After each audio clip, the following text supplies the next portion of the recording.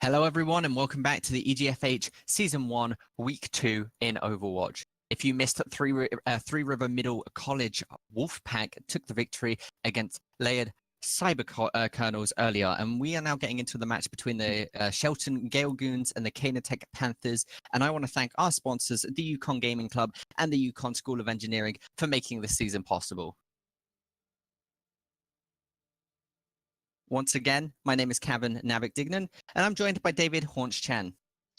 Yeah, and just like the last set that we just played, we're going to be seeing the maps of Temple Anubis to start, Ilios, Watchpoint Gibraltar, and if the tiebreaker is needed, they're going to be going to Li Jiang Tower again. So, like we saw in Temple of Anubis earlier on the first match, what heroes do you want to come out? We saw that the Pharah coming out like I was hoping, and I kind of want to see that again, honestly. Well, immediately we see Eclipse Dreadmelon and Jeff Woods and Mr. McDouble all on very interesting choices with Widowmaker, Symmetra Bastion, Doomfist.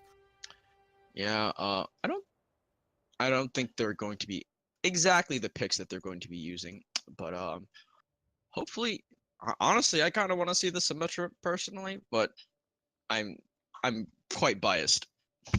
Yeah, you do enjoy a good Symmetra. Yeah, I definitely do. But I definitely like Junior's pick of Junkrat here. A lot of the times you have this high shield setup coming out on that first arch, so you're able to transition into that second room.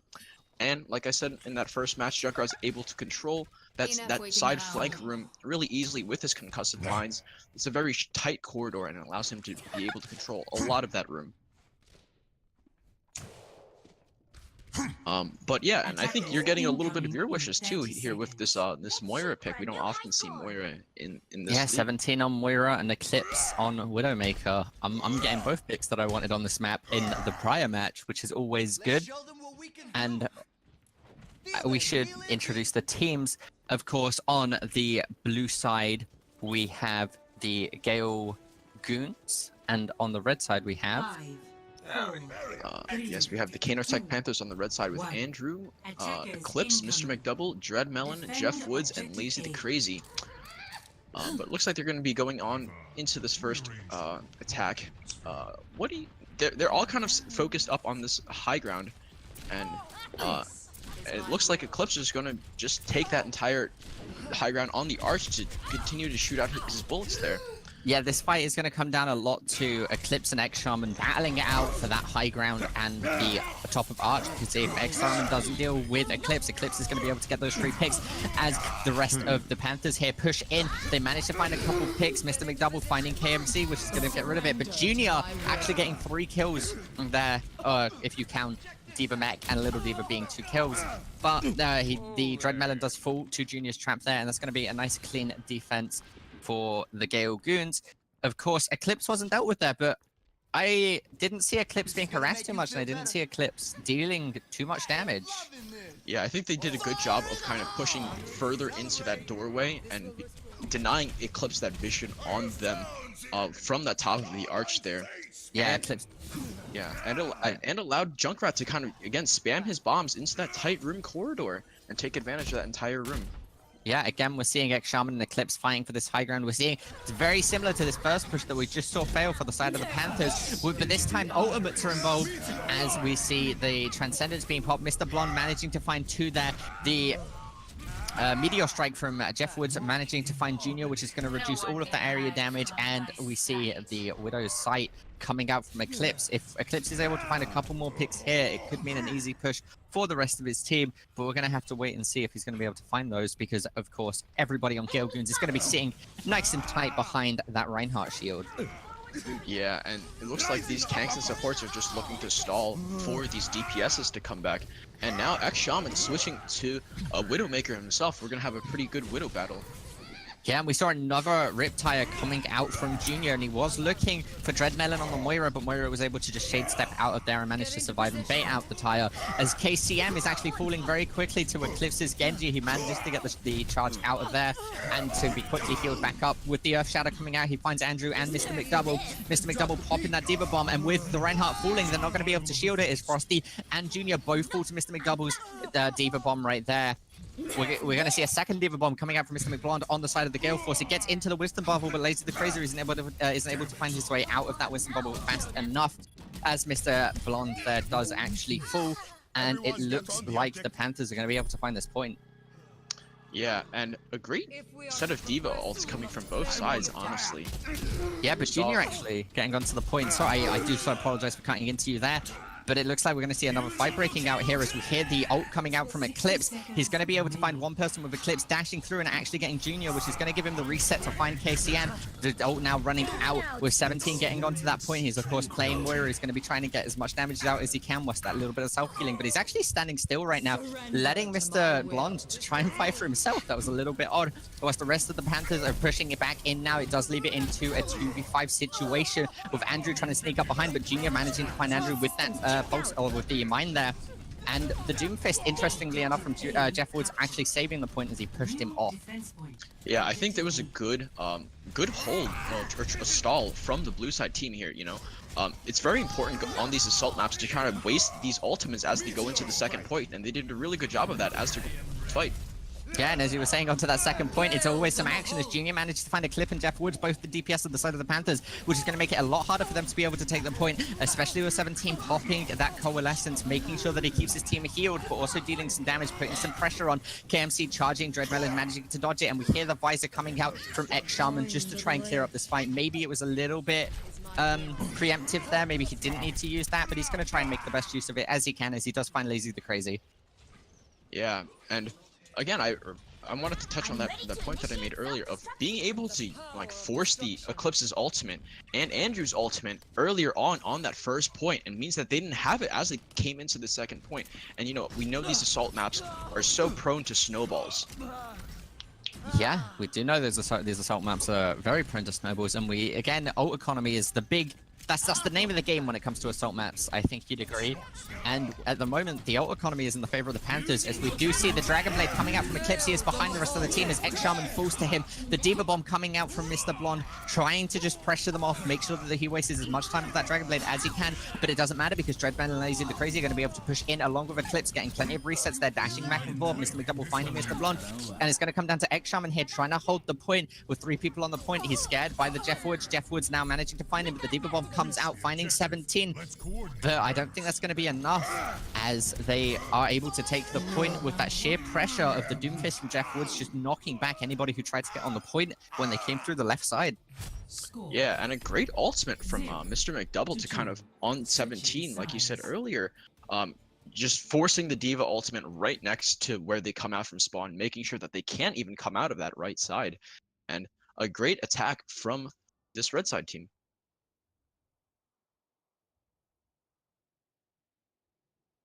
Yeah, but now we're going to the team swap, you know. I really like KCPMC's choice of Zarya here. We don't often see Zarya because she's very, you know, skill intensive. A lot of the time, she's not the first tank that we see, you know. What do you think about the Zarya coming onto this first point? I think he could work out with the Graviton Surge playing such a big part in setting up some of these ultimates. And of course, Junior was having his Riptire. I'd say he had a Riptire up every single fight.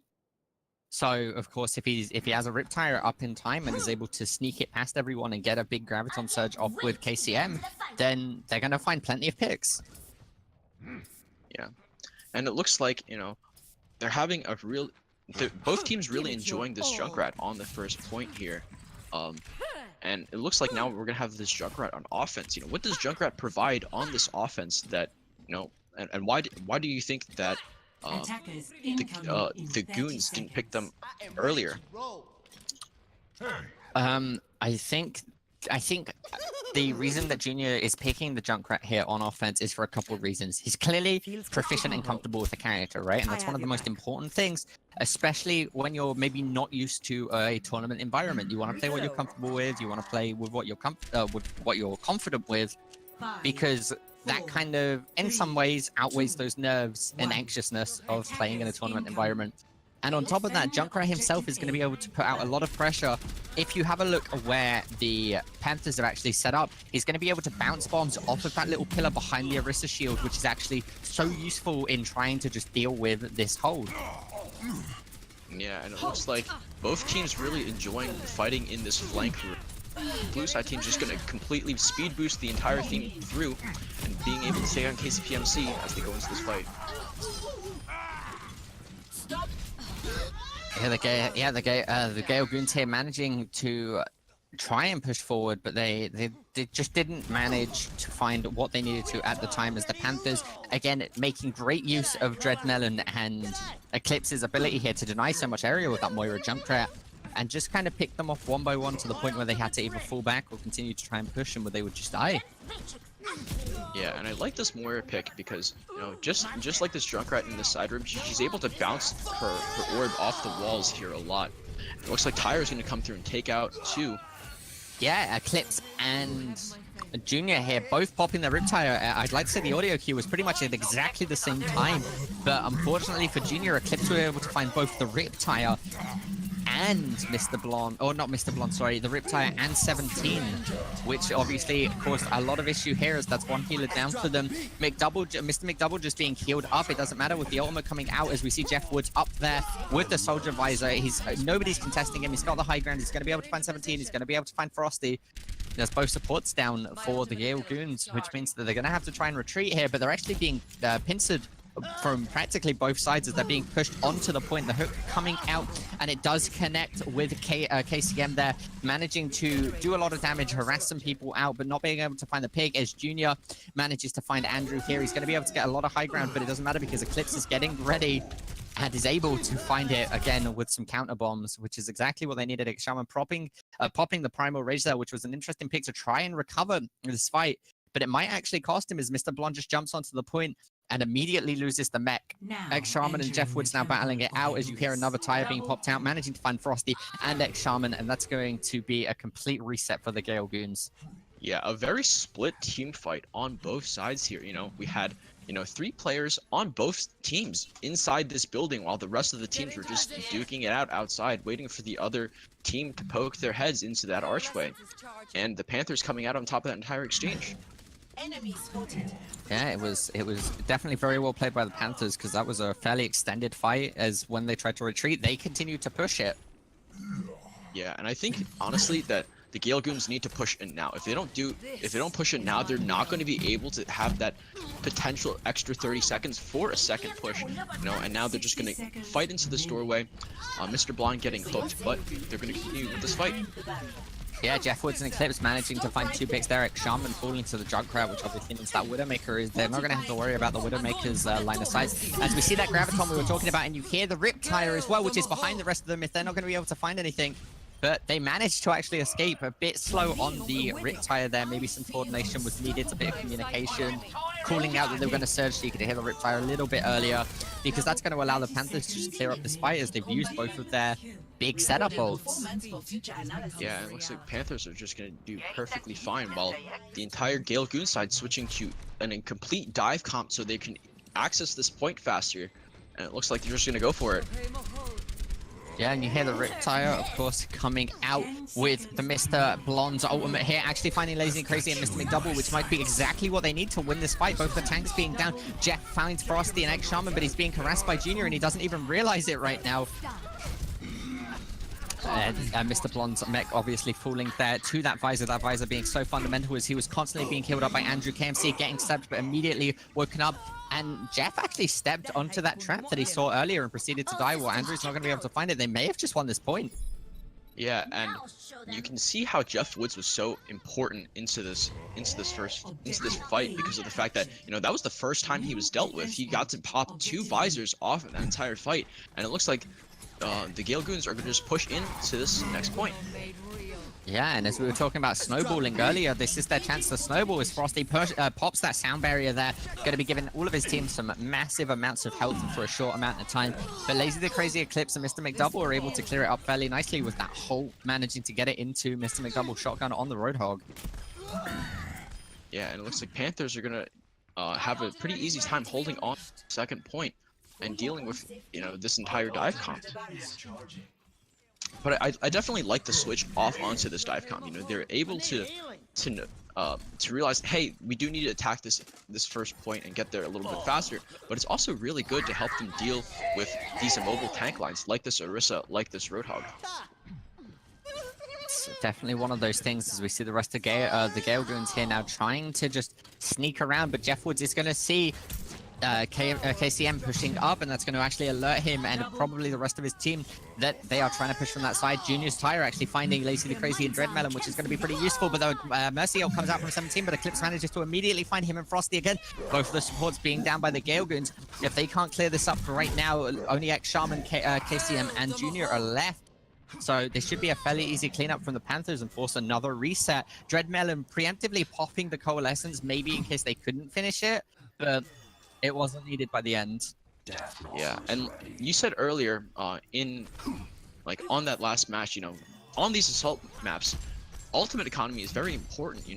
I want to see the Gale Goons sit on this front arch and poke and just build up these ults. They are higher percentages across the board compared, mostly compared to the Panther side, and they need these ultimates, and they need to force the ultimates out of this defending side.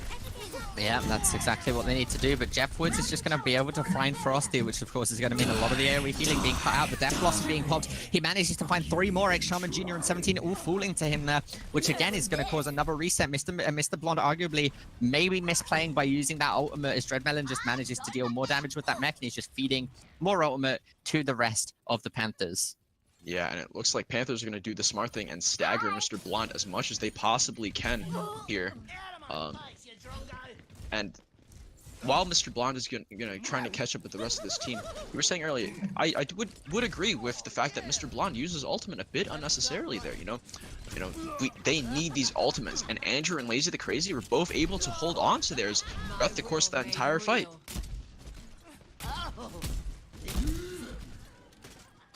Yeah, and while we see D.Va rejoining the team, actually switching off to this Roadhog now, Mr. Blonde.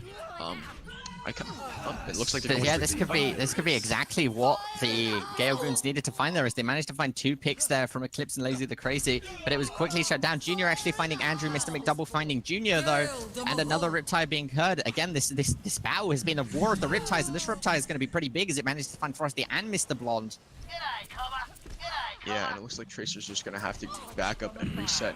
I want to highlight the Zarya pick a little bit again, because even though that this blue side team, oh, never mind, he's switching off of the Zarya, but even though that Zarya was played for so long, we only saw 1 Graviton this entire match so far, and I don't agree with it, honestly. And it's switching off to the Winston instantly. They never got a Graviton off. Yeah, and of course Lazy popping that supercharger there because he knows that it lasts for about 25 seconds, so he doesn't have to worry, at least for an extra 10 seconds if the overtime even goes for that long, as Mr. McDouble manages to find Frosty and Mr. Blonde there. Of course, the Death Blossom coming out from Jeff, not being able to find anybody, but definitely put down some harassment. Jeff Woods finding 17 in that Valkyrie form there, and Eclipse is just trying to push up here, just to give him a little dance. Yeah, and it looks like Panthers are going to be able to close out this first match. I think they did a good job of holding a lot of these points, but what do you think the Gale Goons can do to improve as they go to this next match? Positioning and awareness of the enemy team, I'd say right now, because we just saw both of the supports, Frosty and 17, just got picked off. Whenever Junior popped that Riptire, they were grouped up together, and they'd both get picked off in the Riptire every single time. It's good for your supports to stick together, but if you hear that the Riptire announcement, you want to start spreading out. Yeah, and it looks like the Gale Goons have decided to sub in a player here, and I hope that this sub can help them coordinate their fights a lot more with the positioning, like you mentioned. But looks like we're going to be going into Ilios, and like you said last match, we want to see this Roadhog and this Orisa, which I feel like the Gale Goons played pretty proficiently on both points earlier on. What else do you want to see coming out of the Gale Goons on this Ilios map? Well, again, like I said earlier, I'm always fond of an Orisa and a Roadhog, because if they do end up on well on that first point, it is just, as we saw in the last game when I said it, it is so useful if both players are proficient with them. But of course, we could also see some Reinhardt, some big Earth Chatters when it comes to Lighthouse is always useful. Yeah. And hopefully we can see a little bit more diversity. You know, we didn't really get to see Lighthouse. We only played 2 points on that last Ilios map. But as we get the sub in for the Gale Goons, I feel like we're gonna take actually no, never mind. But it looks I feel like the Panthers are doing quite well, you know. How do you think they can transition their compositions from last game into the control point map? I don't think there's much they have to change. They were running Orisa, they were running Roadhog, they were running Moira. They have the Junkrat to deny even more area. Like I would argue that the comp that they were running on that assault map would work just as well on Ilios. Yeah, and especially on points like Lighthouse, you know, you have that very, you know, inside a room of a control point where Moira can bounce her orb around very easily. Just shoot it at the ground, it'll just bounce up and down. It allows them to control these tight corridors very well, especially with that Junkrat.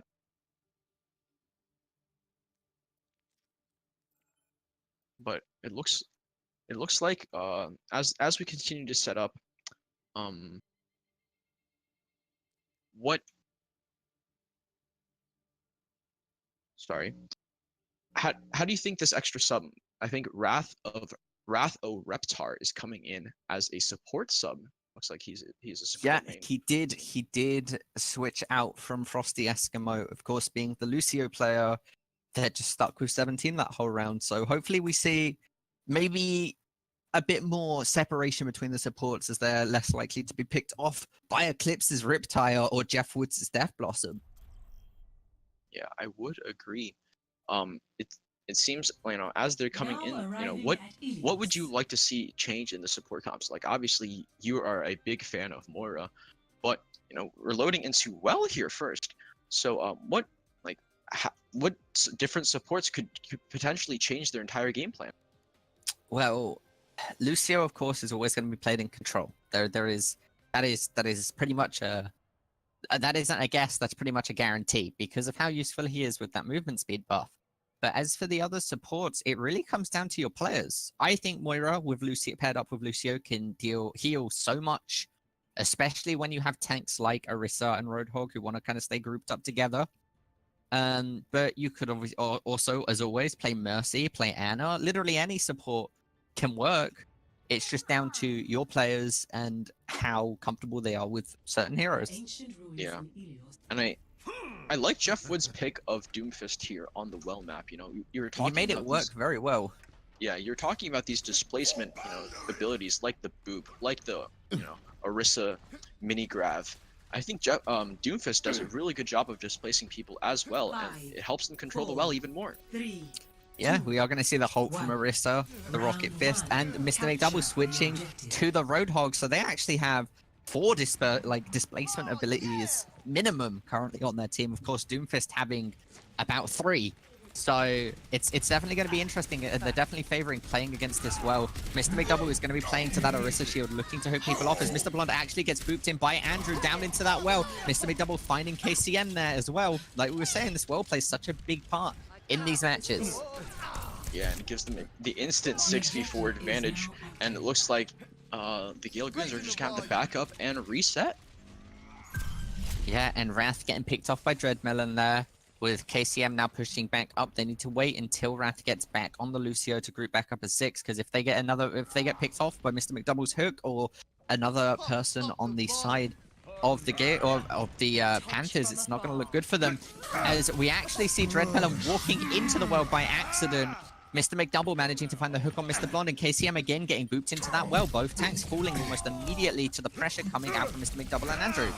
Stay down. Yeah, and I think Jeff Woods has some pretty great positioning. He really favors hiding into the back of this little building here. And, you know, as soon as the entire team dives onto the control point as they need to, he's able to just poke his head out, rocket punch someone potentially into the well, or just disrupt the team with his backhand fist. He's being able to do that, and of course Dreadmelon and Mr. McDouble both having their ultimates here on the side of the Panthers, but on the side of the Gale Goons we see 17, X Shaman and Junior all having their ultimates, which could be a turnaround. If X Shaman manages to get the drop on them without them paying too much attention, he could find a big high noon. Yeah, and using the Hydra to pick off a support here, it looks like they're able to fight this point now 6v3.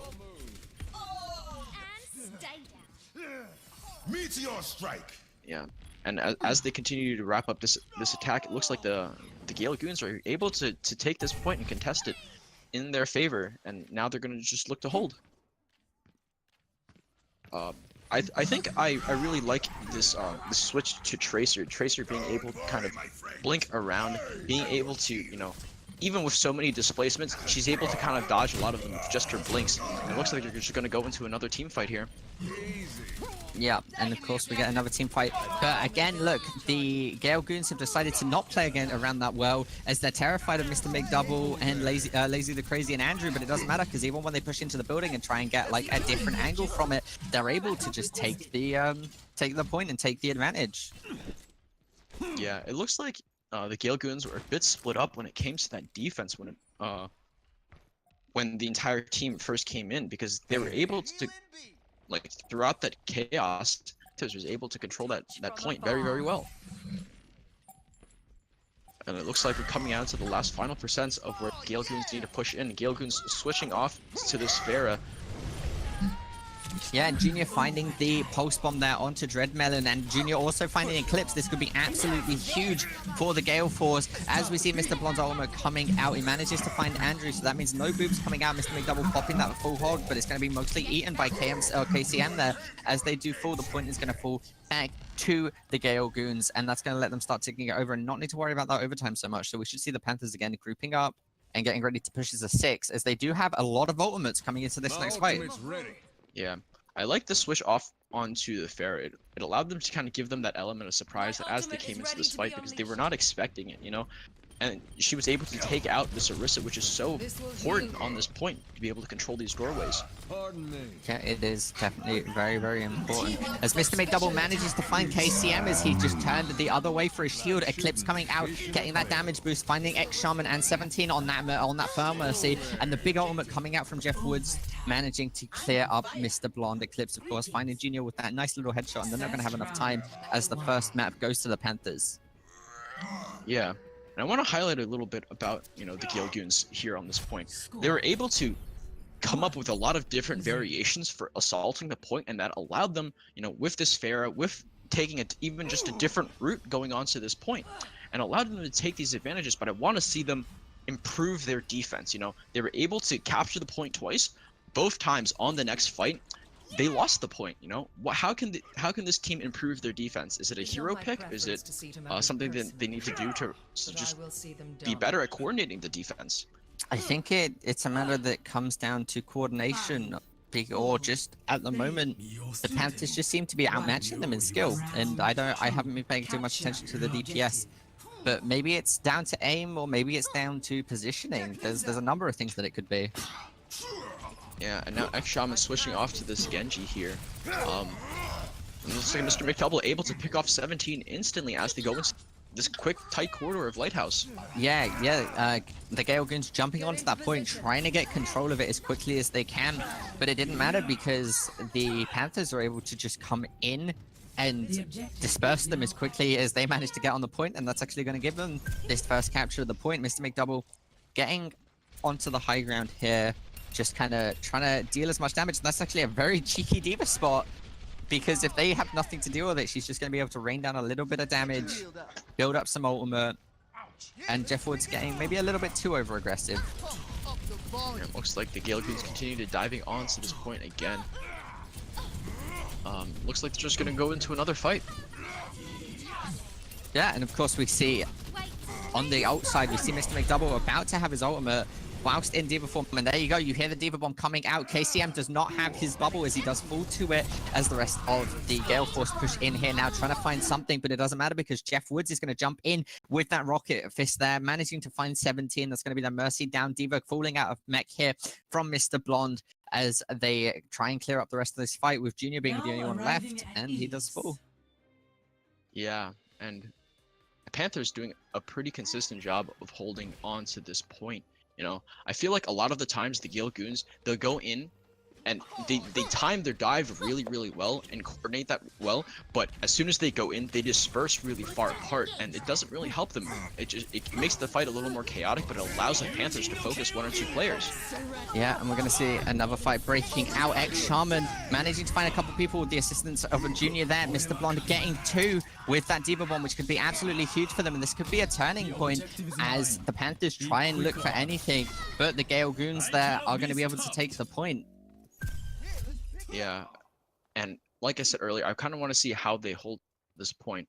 And with X-Shaman on this Genji, I kind of wanted to see him stick onto this Pharah, or switch back to the Pharah that he was playing so well last game, because now they have no hit scans. Last game they had a McCree that was able to deal with him. It looks like they're just gonna dive in. The Panthers are gonna dive in. Yeah, the Panthers have been playing very aggressively once they've lost the point. They've all just kind of jumped in. We see the pulse bomb coming out, but not being able to find anybody. Lazy the Crazy managing to find Wrath here. Mr. Blonde getting the micro missiles onto Jeff Woods. It's definitely going to come into some interesting things here as this fight could kind of make or break the game. The Diva Bomb coming out, but it is found by KCM's bubble there as the Gael Goons try and find whatever they can in this fight. Mr. McDouble finding KCM, Mr. McDouble finding 17. Andrew dropping, and another post bomb coming out, actually hitting Andrew there. Lazy fooling to Junior here as Junior's managing to just clear them up one after the other with the help of X-Shaman and the rest of his team. But if they're not going to be able to with X-Shaman fooling here, it is down to Junior to try and outduel Eclipse, but Eclipse is right behind him on his tail, and they are going to be able to get the point. And I would say that was really good by the Gael Goons. They held that very well, especially from Junior. I'd like to highlight Junior there. He managed to find plenty of picks, but it just wasn't enough. The Panthers at the moment are just, yeah, they're just kind of on the ball. As we see X-Shaman now popping that Dragon Blade, he's going to jump into the point. I could be about to eat my words as the Gael Goons managed to find 2 picks there. Jeff Woods falling along with Andrews. That's going to reduce a lot of their healing as the Lucio is not to be around. But we do see Lazy the Crazy popping that Primal Rage, just trying to keep everybody dispersed, give him room, give Mr. McDouble a lot of room here to pop the Diva Bomb as well, but it's not going to be able to find anybody as Wrath does fall to the Primal Rage. As the second Primal Rage is popped by KCM, he's now going to be trying to push people off the edge, look to get them off the point, try and clear up some space for his team. But Jeff Woods actually finding Diva and Genji there. A big bomb coming out from Junior, managing to find Diva and Dreadmelon along with Lazy the Crazy falling to him, but Mr. McDoubles and Jeff Woods just managing to keep that going on. And I'm surprised that point wasn't held on by Wrath there. That was very, very close. Yeah, and Panthers taking the full set now. And it seems that, Panthers, they did a great job. Eclipse, one of the highlighted players with his play of the game. Yeah, I mean, it was a close game, and I just, the Gael Goons there played well.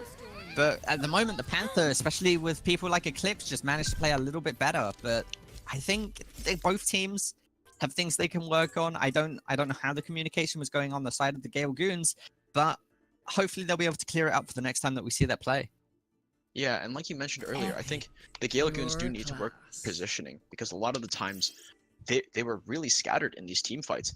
And I want to see KCM pull out a little bit more with his Winston, there was one of the fights towards the end where it was him and a couple of his teammates on the point versus just, again, a few members of the Panthers, and KCM died with his ultimate up, and in the following fight, he really didn't pop his ultimate early enough to be effective. So I feel like a bit more positioning they need to work on, and a little bit of ultimate coordination as well. Yeah, I do agree. And of course, as you guys should know, you can catch the action every week starting at 3 p.m. on Tuesday with Rocket League, Wednesday with League of Legends, and of course today every week on Thursday with Overwatch. So be sure to follow the official EGF on Twitter and Twitch for all the updates. I'd like to thank our sponsors, Yukon Gaming Club and the Yukon School of Engineering, for helping make this possible. I have been Cavan Navik Dignan, and it's been a pleasure casting for you. You can find me at Cavan Dignan on Twitter. And Haunts? Yes, and I'm David Haunts Chen. You can find me on Facebook or Twitter as Haunts. Thank you again for joining us, and we will see you guys next week for Bye.